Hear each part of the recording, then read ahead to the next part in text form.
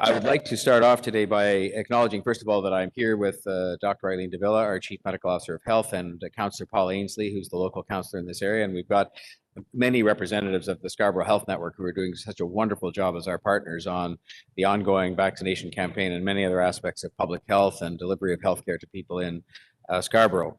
But before I deal with what is today one of our COVID updates that we would do, Dr. de Villa and myself, I would just like to acknowledge the fatal shooting that occurred in Scarborough, here in Scarborough yesterday at the David and Mary Thompson Collegiate Institute. Schools are meant to be safe places. Schools are meant to be safe for the kids and for the teachers and for everybody involved. Any violence that occurs at a school, or anywhere for that matter, but especially at a school, is tragic and it's unacceptable. And I want the families of the victim, the friends of the victim, and also all the students and all the staff and their families from David and Mary Thompson to know that my thoughts are with them. And I want the school board to know that they have our full support as a city, my full support as mayor in trying to navigate this difficult time. I know people may be scared by this kind of an event right now, and I want people to know that I hear them and I see them. It is heartbreaking to me that the lives of young people in our city are being taken through gun violence and at the hands of gun violence. As a city government, we have extensive new initiatives that we've been working on for a long time to help to address this, including root causes. And they've come about as a result of extensive consultation with the community, and the community involvement won't stop there. In fact, it's just the beginning of an even more extensive involvement of community organizations and community leaders in helping us to combat this gun violence. And I just want people to know that I'm committed to working with the community and with the other governments to address this problem. As I've said many times before, we can't do it alone as a city. At the top of this list must be to eliminate the presence of illegal firearms in our city. That in turn begins with asking ourselves a pretty basic question and having a discussion about that, a continuing discussion about that, namely, how would a gun find its way to a school to begin with, let alone being used in a tragic event like this? I want you all to know that I spoke to Chief Raymer about this. I've spoken to him more than once about this particular incident, and the investigation is well underway, and they will have more to say about that.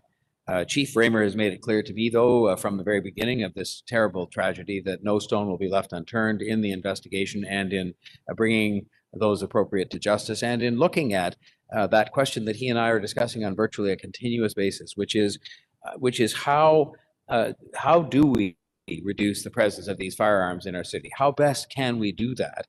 And, you know, without saying it's more or less important for these guns not to be in the hands of any particular group, how do we address in particular this question, this awful question of how young people increasingly young people at that younger age are having access to these firearms? And I just want you to know that he and I are talking about this all the time. We're trying to figure out what we can do about it. I think the measures that the city is undertaking are going to be helpful in that regard, but it's a very complex and extremely troubling problem. And I just want you to know I feel that way in my heart, and I know he does too. I urge anyone with any information about this particular tragedy to come forward and help with the police investigation. There are obviously many, many questions that need to be answered, and I'll be doing whatever I can to assist in finding those answers and to assist in these broader questions that I've made reference to this morning. So we are here in Scarborough for a different reason, and I am very pleased to be here with Dr. de Villa, and I thank them for coming here to Scarborough. Councillor Ainsley, of course, is here all the time. He lives here and represents these people in this part of Toronto so well. And we're here to report to you, as we have tried to do throughout the pandemic, on developments with respect to the pandemic and in particular our vaccination campaign. The provincial government announced yesterday that the next phase of reopening is set to begin on February the 17th, just a few days away. And that is good news for Toronto, and it's good news for the province of Ontario. It means that things can further open up and that businesses can welcome more people who in turn can continue along the path in their own lives of something that is closer to a normal existence. As a city, we are reviewing all of the changes announced by the province yesterday to see how it will impact on city policies and services and programs, and we'll have more to say about that in the next short period of time. What I do know is that this is a clear indication that the numbers are looking better and that the vaccines are working. The vaccine, as we've said, absolutely throughout, and I relied consistently and continuously on the advice of Dr. Davila and her great team at Toronto Public Health in saying, when I kept asking the question, what more can we do? What more can we do? What more can we do? And the answer that came back, especially in the most recent months with Omicron and so forth, was to vaccinate, vaccinate, and vaccinate. And that is what we've been doing, and that is why we're here today in Scarborough. Campaigns like Vax the East become all the more important as we sort of take things hyper-local and continue to make progress on making sure every single Torontonian possible gets vaccinated. And today is one example of many in which Team Toronto is working around the clock to get Torontonians vaccinated. And the numbers are demonstrating that it's working.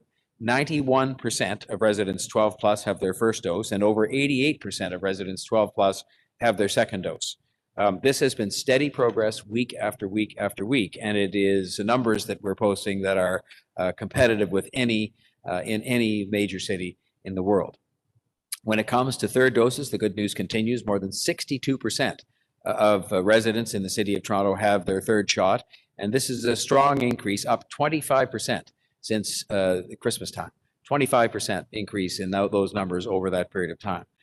Similarly, for kids 5 to 11, we're making progress as well. 55% have their first dose, which means that 116,000 kids have stepped up and helped us to fight the pandemic and provide safety for themselves and for their families and for the others they come into contact with at the schools. From January 31st to February 13th alone, the last 2 weeks, there have been 19,370 doses administered to 5 to 11-year-olds in the city of Toronto. These numbers are good, but more work definitely remains, and we are not giving up on this. In fact, we're redoubling our efforts with this very hyper-local approach that includes Vax the East. And so that's why we're here at Eastview Public School in Scarborough for the next phase of Vax the East. And it's very much focused on the East End, but also focused in the second stage after a very successful weekend at the Science Centre and in Thorncliffe Park, a very successful weekend, but now followed by quite a focus on clinics in schools. On the weekend, more than 1,760 people were vaccinated at the Science Centre and Thorncliffe Park Community Hub. 69% of those who showed up to get vaccinated were walk-ins. And this is a good thing because it means that if we make it convenient, then people will come. And continuing with this convenient hyper-local approach, we launched Vax the East Scarborough yesterday, and it continues through this week. And it's bringing mobile pop-up clinics to up to 6 schools every single day this week throughout Scarborough, providing convenient access to vaccines for hundreds of students and staff and parents, as well as members of the local community. The campaign runs until Family Day. Appointments can be booked in advance, but walk-ins are also available. And if you want more information, including a list of schools and how to book an appointment, you can find that at scarbvaccine.ca. So that's SCARB vaccine.ca. The Vax the East campaign will focus on neighborhoods with lower vaccination rates. Yesterday, for example, we focused on Malvern, Morningside, Scarborough Village, and Tam O'Shanter Sullivan neighborhoods, and today we will focus on the West Hill area.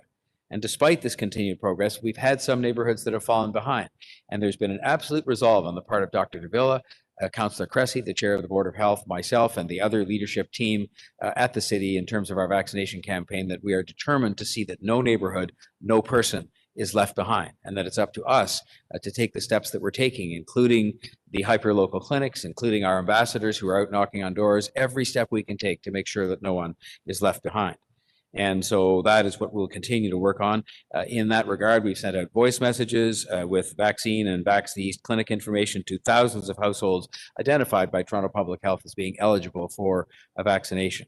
And we have the ambassadors out knocking on doors, and we have people sharing information and getting over some of the hesitancies people have about getting vaccinated. We've translated clinic and other information about vaccines into more than 10 languages that are in broad use in this area of the city: Tamil, Tagalog, Bengali, Urdu, Farsi. These are the top 5 non-English languages spoken in the neighborhood that we're in today. And these are the kinds of efforts that we're making, an all hands on deck effort to make sure that we can reach out to people who as yet haven't taken advantage of the opportunity to be vaccinated. I want to just conclude by thanking the partners that are helping to make this possible, because the city can't do this alone either. In particular, I want to say thank you to Toronto Public Health under the direction of Dr. Davila and Councillor Cressy, the Scarborough Health Network, the Scarborough Ontario Health Team, as well as the Michael Garron Hospital, East Toronto Health Partners, the Science Centre, Toronto Community Housing, the Toronto District School Board, the Catholic District School Board, the TTC, and other Team Toronto partners. And I would just say to you in particular that the principals and the directors and the teachers at the TDSB and TDCSB school boards have been particularly helpful, and they have really made this partnership great together with Scarborough Health Network. For those not able to make it this week, there are still 5 city clinics that are in operation. You can find details of those at toronto.ca. There are hundreds of pharmacies offering vaccinations, doctors' offices, community health hubs, and there's a clinic at the Toronto Zoo. So that any of those are available for people to take advantage of. And I encourage anyone who needs a first, a second, or a third dose to book an appointment or to walk into one of our many clinics across the city. One final very important announcement to make, and details of which will be made available as well as appointments later on in the week. We're announcing that starting today, youth ages 12 to 17 years of age can receive their third dose if 6 months, 168 days have passed since their second dose. To date, about 94%, it's a great success story, 94% of residents 12 to 17 years of age have received at least 1 dose, and 90% have received 2 doses of the vaccine. So it now means that 28,400 residents in this age group are eligible for a third dose because they received their second dose on August 31st or earlier. COVID-19 for that group as well is our best shot at making sure they don't get sick and in turn put at risk people that they go to school with or work with or live with.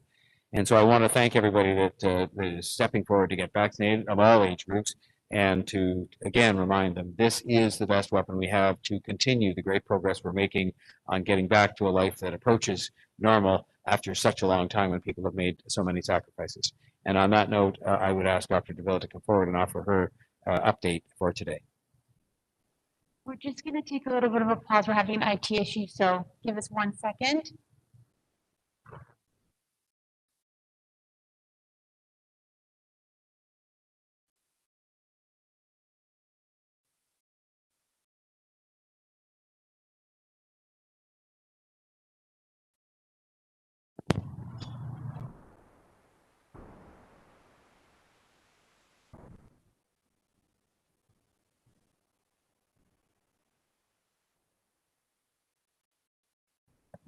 So just confirming our sound seems to be okay.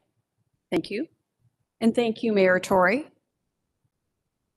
And good morning. As Mayor said, it is wonderful to be here in Scarborough this morning at this school vaccination clinic. And also, as stated by the Mayor, for children and their families, schools are places of comfort and trust. So it makes sense. I think it makes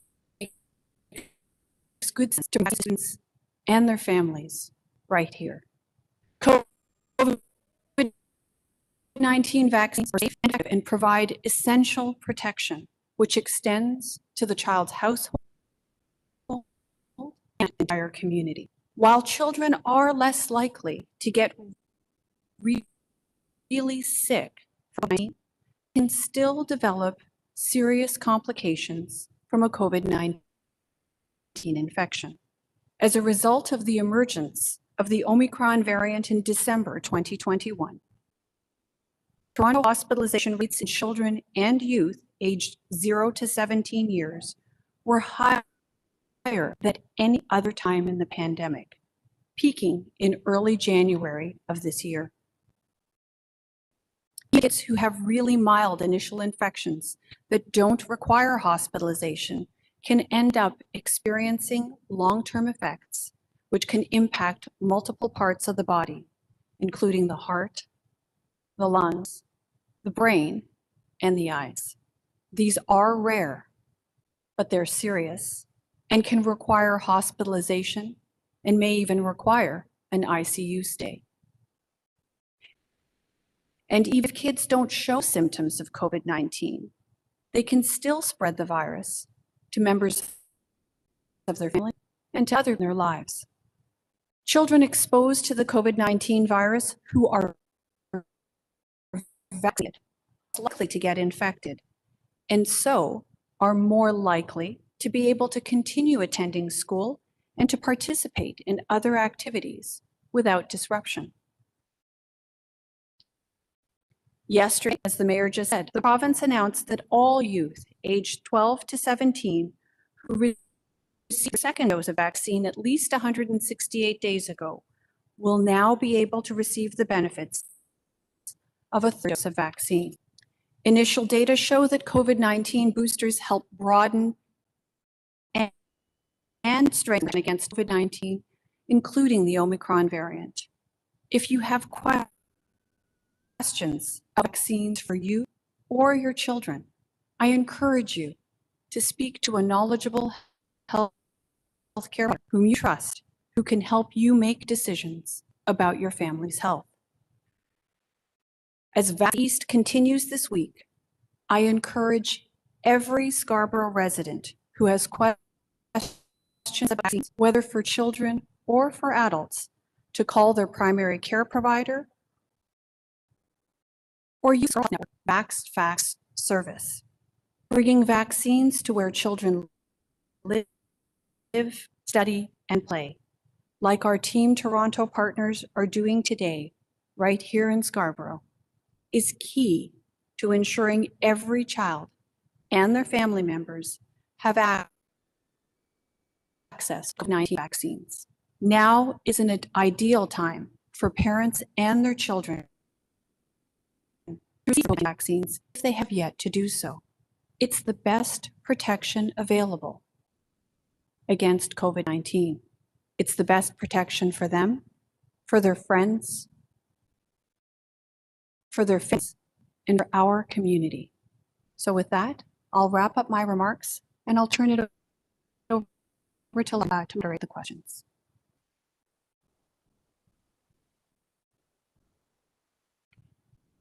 Thank you, Dr. Davila and Mayor Tory. We'll now take questions from the media. As a reminder, it's one question, one follow-up.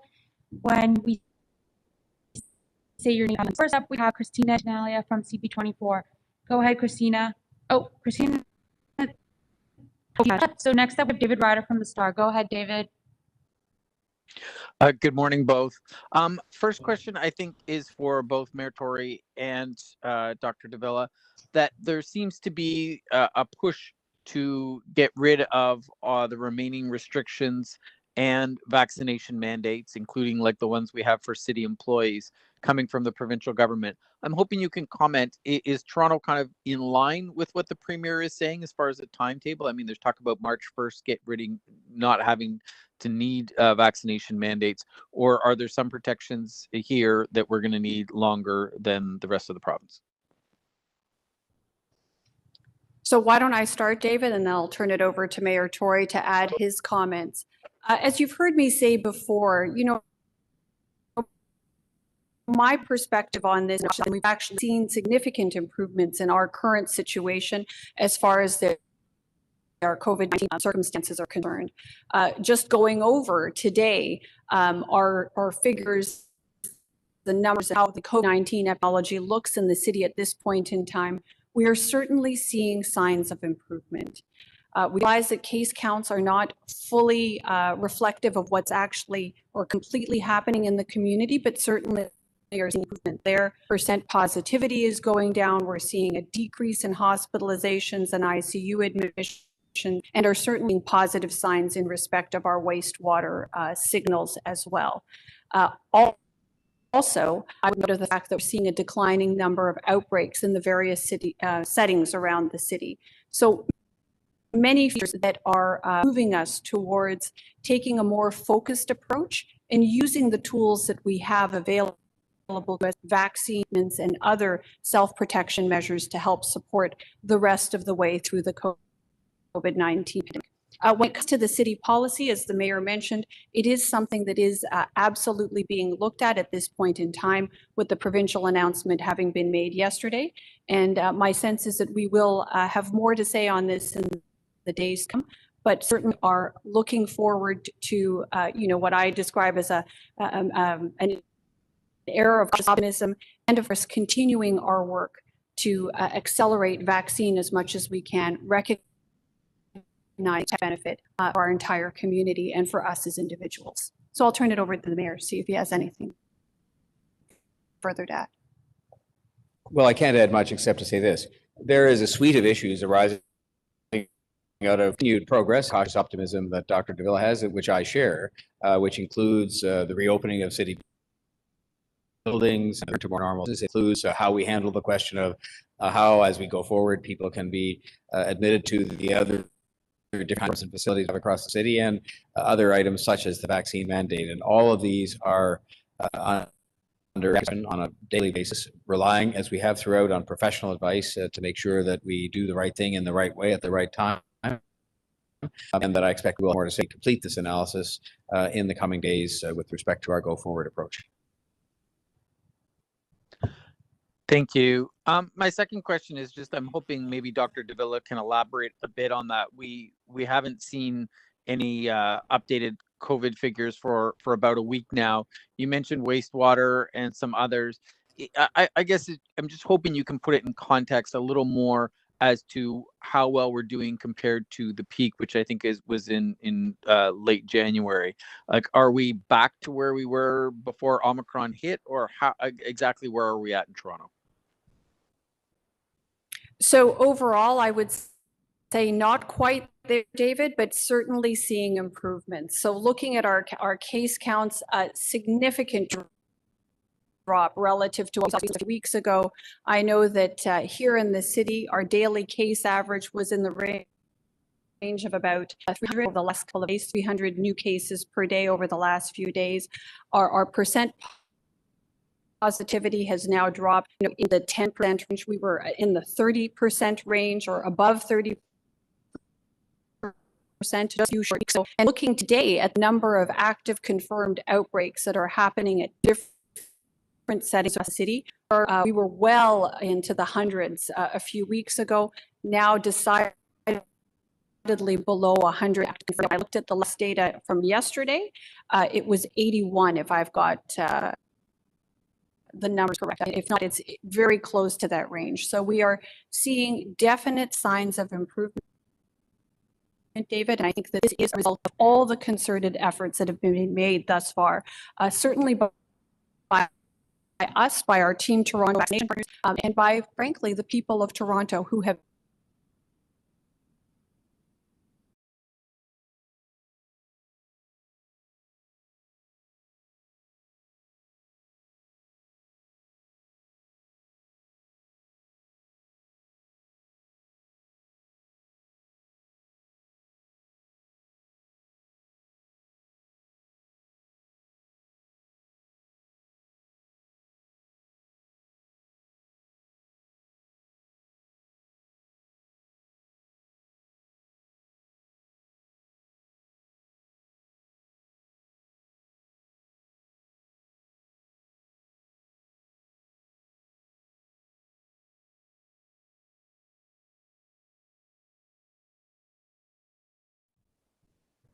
Okay, one sec. Moment, do you want to try to unmute yourself? Oh yeah, sorry. Good morning. My Okay, there you just go. frozen there for a moment. Yeah, my question is both for Mayor Tory and Dr. Davila, just following up on some of David's questions. Yesterday, we heard from the leader of the opposition at Queen's Park. She feels that lifting the vaccine mandates is basically caving to people who are anti-vax or refuse to get the jab, or even the protesters out there. And I wanted to know if you share those sentiments, if you think that lifting these mandates does kind of curry favor to people who have been steadfast about not wanting to get vaccinated.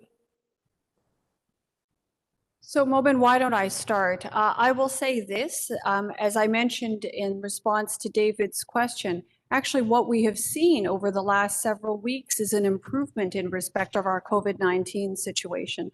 I went through some of the numbers. Our case counts are certainly improving. percent positivity improving as well, weekly incidence rates per 100,000 population, wastewater signals, active outbreaks. These are all moving in the right direction. And of course, we have seen, thankfully, the preservation of our capacity within healthcare, whether we're talking about hospitalizations or ICU admissions, again, all of these things thankfully moving in the right direction. And of course, we're pleased to see that our healthcare system has, managed, what has been a very, very challenging time, because we know that it's important not only for provision of COVID-19 care, but for medical care writ large. So to my mind, that's what gives me the cautiously optimistic, perspective that I have. And that, coupled with the tools that we now have available to us, vaccines, treatments, self-protection measures, and the knowledge that we've acquired over the last 2 years, is what gives me confidence as we move forward that we can use these tools in a more focused way that allows us to, yes, manage COVID-19, and at the same time, to restore many of the other activities that are crucial to the experience of health and well-being for Torontonians and frankly for the province writ large. I'll turn it over to the mayor for his comments. I can honestly say that throughout the pandemic, I have never looked at this as a question of sort of who's winning and who's losing when it comes to discussions that have been going on about political or other points of view on all of this. I have tried to rely in our decision making. We've made these decisions very much as a team on the professional, medical, and scientific advice received from the professionals who are there to do that. And I've asked lots of questions, and I've asked questions sometimes based on opinions I've heard expressed by others, because I think it's my job to do that. And so I think what we've been focused on throughout, quite properly so, is that the winner has to be the people of the city of Toronto who get vaccinated, who stay healthy, who stay alive. The healthcare system stays in a stable position where it's able to offer care to people, and that is what this is all about. And so the steps that have been taken and the ones that we will take in the city of Toronto, following the discussions that are presently ongoing, will be based on what is best for public health and what is best for the health and well-being, including the emotional and mental state of Torontonians and kids and families. But that's what we've done all the way through. And I don't think it served us badly. In fact, I think it served us very well as a city. It's why we're in a position that is relatively good, notwithstanding some tragedy that's occurred because of the pandemic compared to other cities around the world. And so we'll just continue with that approach. Great. And just my follow-up, Mayor Tory, will be to you and to Dr. Villa as well. So I think most people understand the loosening of other restrictions in terms of capacity limits, even masking at a certain point. But I think most people felt the vaccine mandate was something that would make sense to keep for a longer term. So I just wanted to ask you, is this something that you would like to see, would have liked to have seen stick around for maybe even a little bit longer, a few more months, a few more weeks beyond what is being offered here, just as that extra layer of protection there, or for comfort for people, really? Well, everybody has to make their own decisions, and we heard Dr. Moore at the provincial level offer some views about things that were happening there that were announced yesterday and before. And as I've indicated, we're now engaged in our own discussions led by Dr. Davila and the public health officials as to what is going to be best for the city of Toronto itself and for various decisions that relate to city programs and city installations and so on. And people have to do what they think is best. And we've tried to do that all the way along. And so it's not up to me to decide on what would have been better here or there. It's really up to us to decide what's better for our own city and take those decisions that are within our purview, and then to try and take the decisions made elsewhere and make the best of those in terms of trying to encourage people to get vaccinated, to follow good public health practices as we were doing at the very beginning of the pandemic, long before we knew about vaccinations. So that'll be my own response to that, and perhaps Dr. Davila would like to pick it up.